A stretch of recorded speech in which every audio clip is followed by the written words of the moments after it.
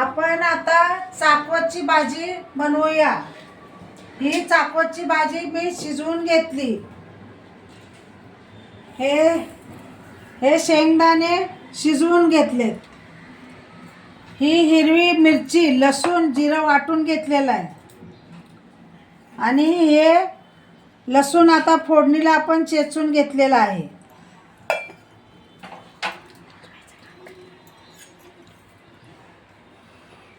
दाणे शिजवलेले याच्यात टाकते।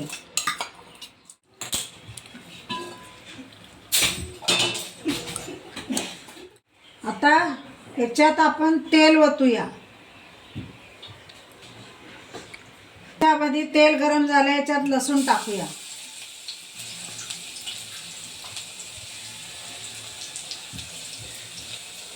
हिरवी मिरची वाटून घेतलेली टाकत आहे।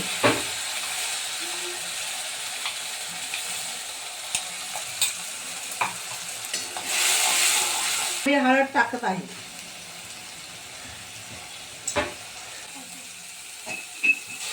आता ही भाजी मी याच्यात टाकत आहे। याच्यामध्ये जरा शेंगदाण्याचं कूट टाकत आहे।